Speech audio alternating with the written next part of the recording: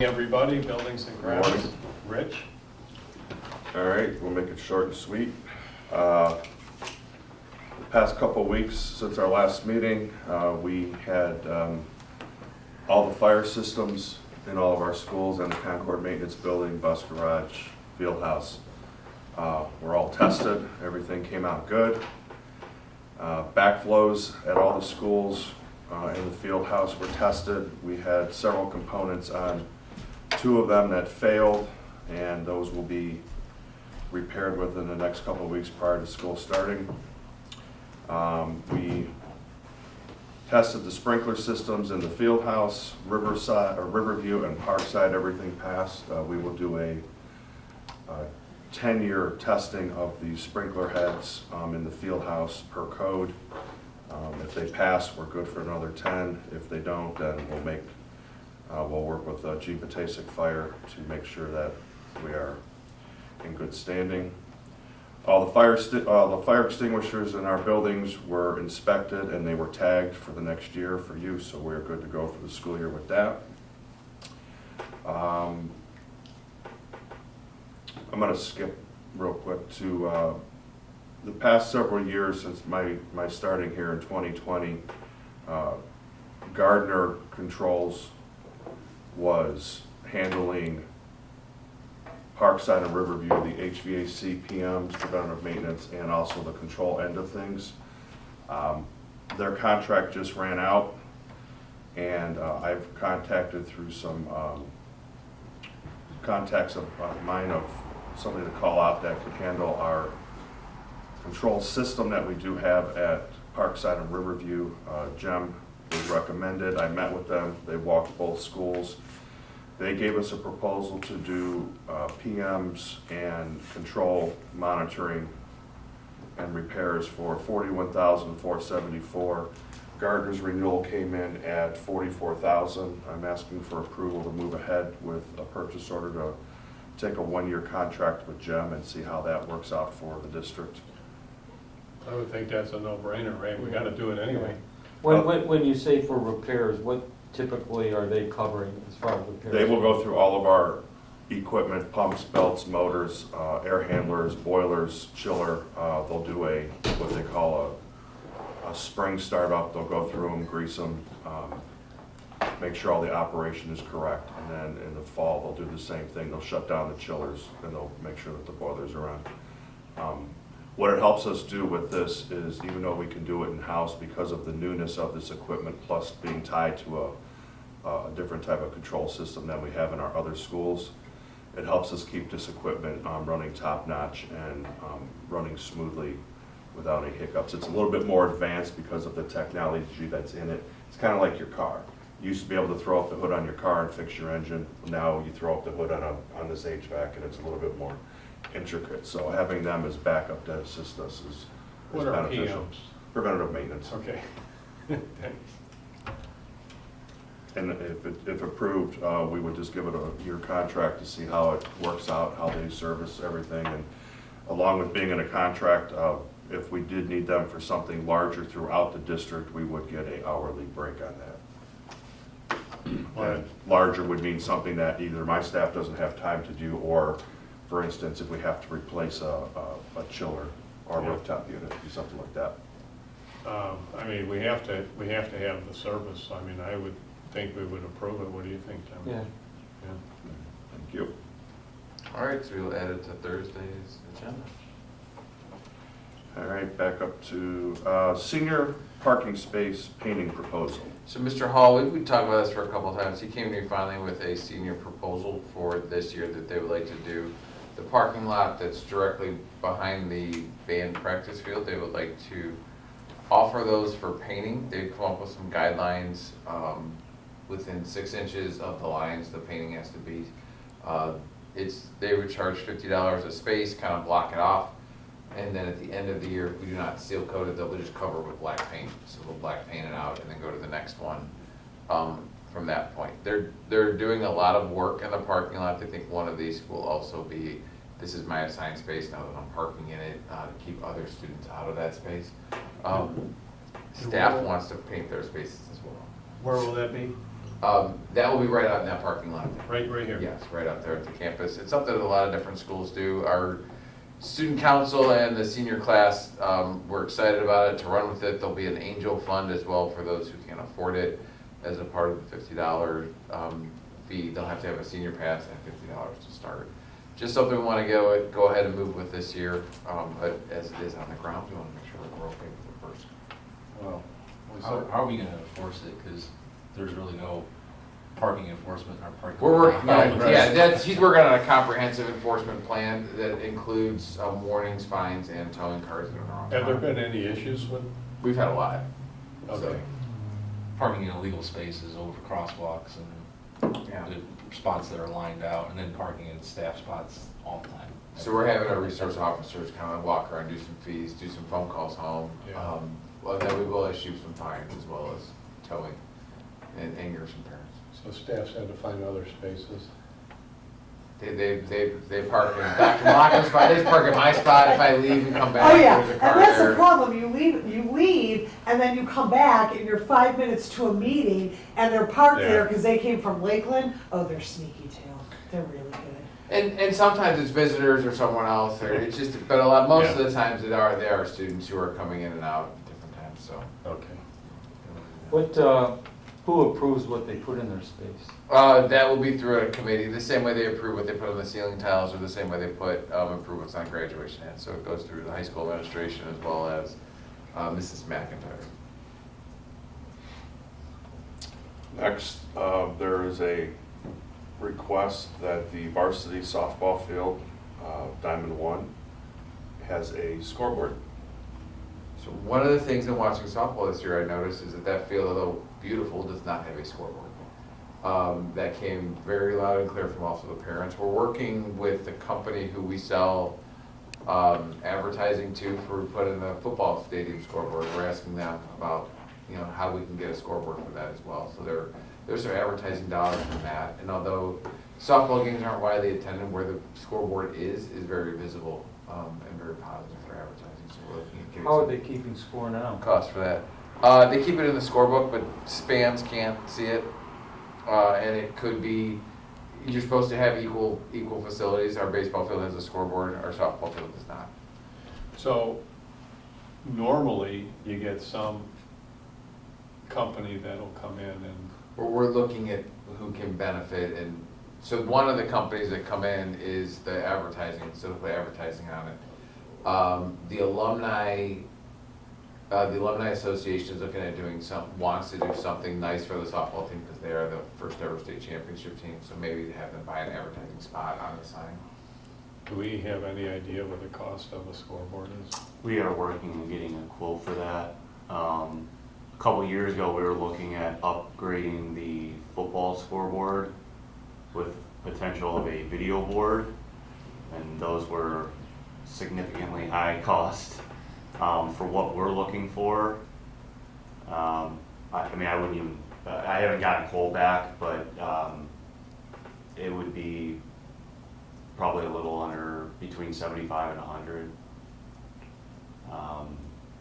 But what these companies do, like when we did the football scoreboard's been in here probably since before all of us. Well, maybe not you guys, but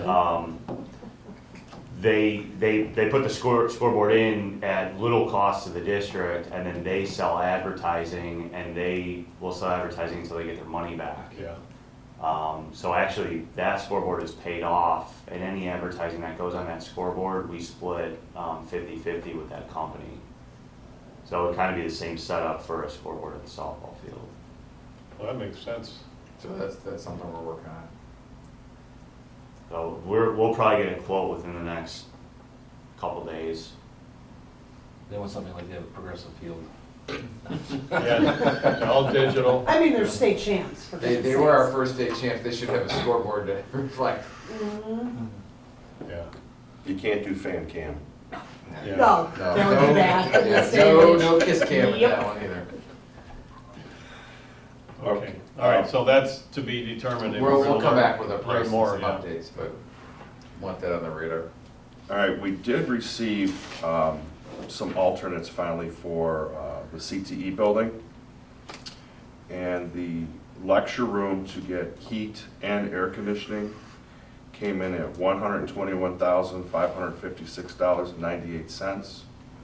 To air condition the Riverside cafeteria and the adjacent commons came in at $135,4976. To replace the air conditioning, which has been slated and discussed for several years now in the high school, the choir room, came in at $56,551. That room is currently being cooled the best that we can with 2 floor-mounted air conditioners.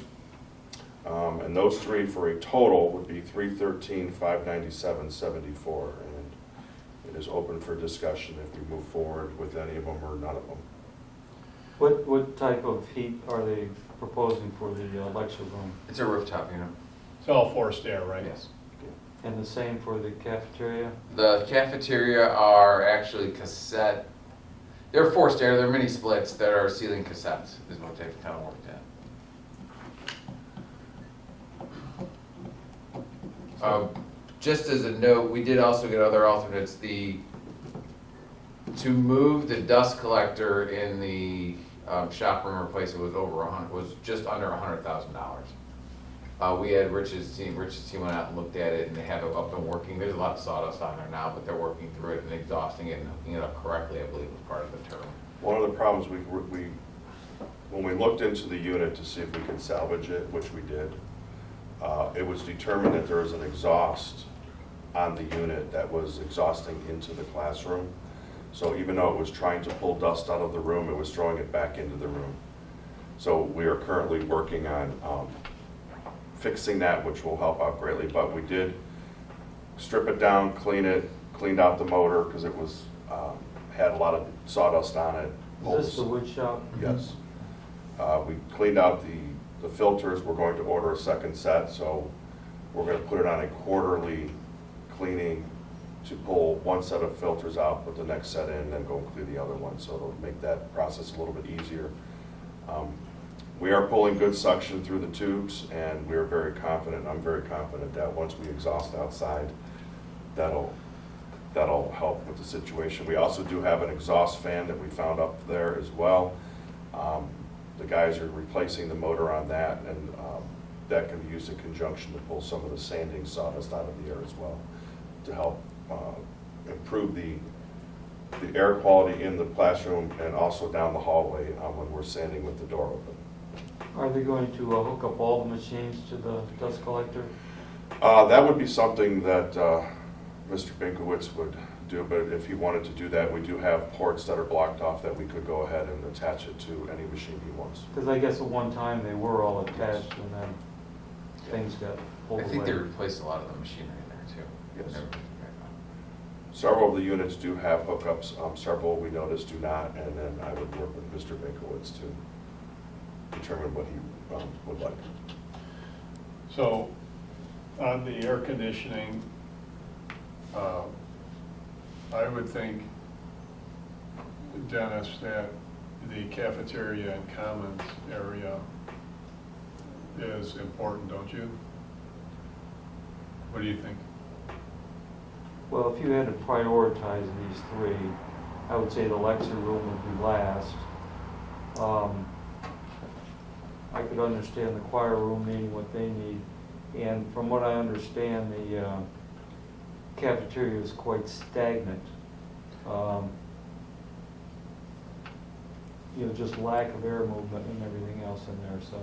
But I'd like to see more information on what the solution is first. So just to speak to these, when we looked at what the commons were, the new commons, we took a room that was air conditioned, is now just bricked off, and there's dead space in there. So there's no air movement at all in that space, or a plan for that. It had window units, but Yes. the windows are now gone because we built We next built to on it. to it. And then in terms of the cafeteria, you're coming into an air conditioned space in the new wing. You're gonna then go into the cafeteria that's gonna have not air, and then the auditorium is air conditioned. We did not even bring the auditorium alternate because it was ridiculously expensive, and we can work on that system. The lecture room is going to have What kind of a system does the auditorium have? We have a chilled water system. It's on its last leg, but because of the cost, I feel that we can continue internally to babysit it and monitor it and limp it through for a couple more years until it's financially feasible to take that on. Do you have any idea the number on that? Is it 238? 230. I was gonna guess, yeah. Yeah, there's 250. the total alternate package, including John R. and all of them, was around $800,000. These are the essential ones. The lecture room's gonna have roughly 300, 400 students a day in it the next year for learning, so that's a huge learning space. That does not currently have heat or AC, and the heat is being provided by external units, and then AC is non-existent. And then the choir room is one that we had said we would do because of the instruments in there a while ago when we put this one Yeah, together. I think that's important. So these were the three that we brought to this committee, being that they are absolutely kind of essential in moving forward and some of the changes that we've made and the shifts to some of the spaces that are there. Well, Dennis, I would agree with you that the priority would be choir in the cafeteria and commons, and the lecture room would be the last priority. You wanted to look a little bit more into what the system is. I think it's just forced air. Well, yeah, but I'd just like to see what, kind of units and how the hookup is and all of Do that. you want to get with Roger and talk with him? You want to See, give him a handling call? that. Give him a call and talk to Yeah, him about it? it was TDA's engineers, and then Roger was the one who presented us, who has the alternates. And Okay, so Roger has all the info, so he had to get pricing. okay, I believe Ryan is on vacation, Correct. okay. so he's probably unavailable this week. Okay, I'll touch base with Roger and see. Okay, touch base with him and ask him, I mean, when you have a building project, the answer is always, I need the answer as soon as possible, but talk with him and see, how, he's probably gonna say he wants the answer right away, but talk with him and see where he is on that. Okay, How much time we would We have had talked before about there it. would be no delay, If we need to, we'll just call a special meeting if we have to approve it on a different day. So okay. you're gonna talk with him?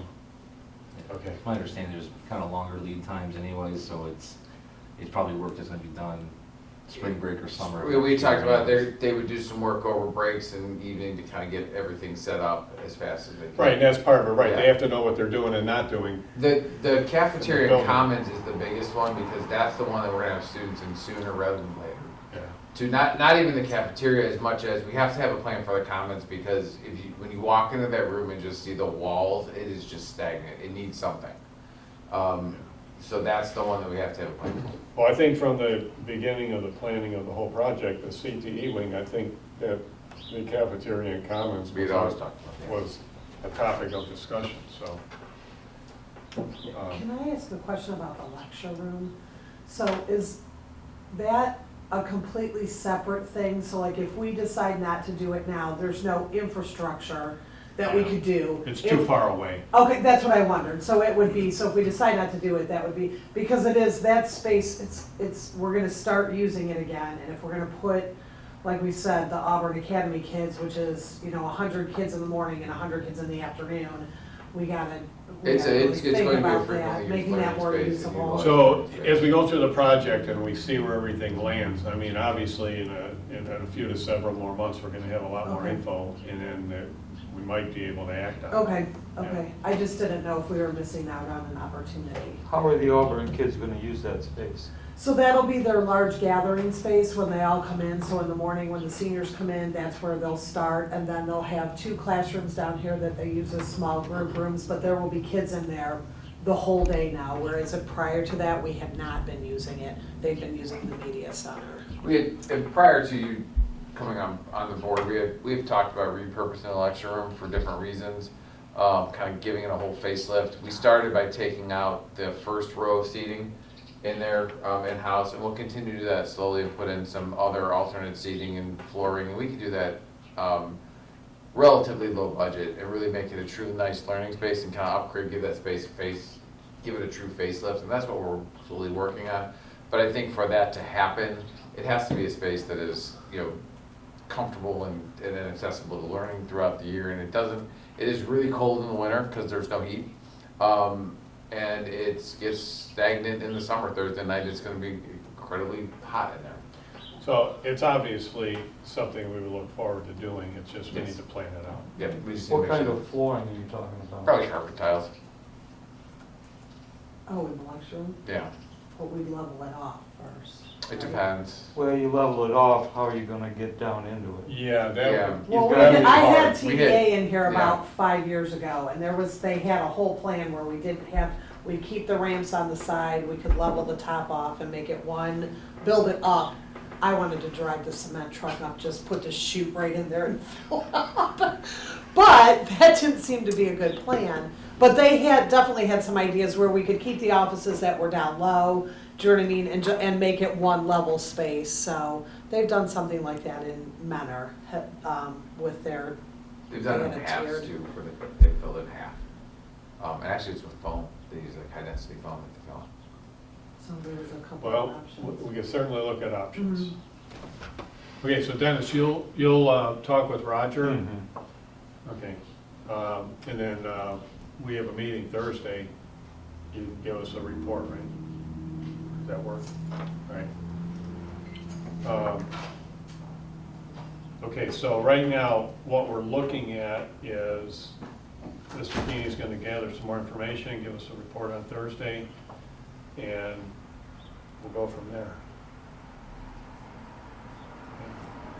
Okay. Last is CTE and Riverview are moving forward. CMU is going up. Weather's holding out well for them. What you got the crane over here for? Just put that mortar mix in there? That and to move some of the towers for the scaffolding. When are they going to put the floor planks in over at Riverview? I'm not aware of what their schedule is on that. I think the last time we met, they were talking end of this month, beginning of next month. But, yeah, from what I've seen as I walked around, everything seems to be going smoothly. That's my understanding, everything's on schedule right now. So hopefully a little bit ahead schedule, I mean, because you get a few days of bad weather. Right. You know, you want to gain a little time because you're going to end up losing it somewhere. So we'll see. That's all I got. Okay. Thank you. Thanks. All right. Thank you very much. Have a great day.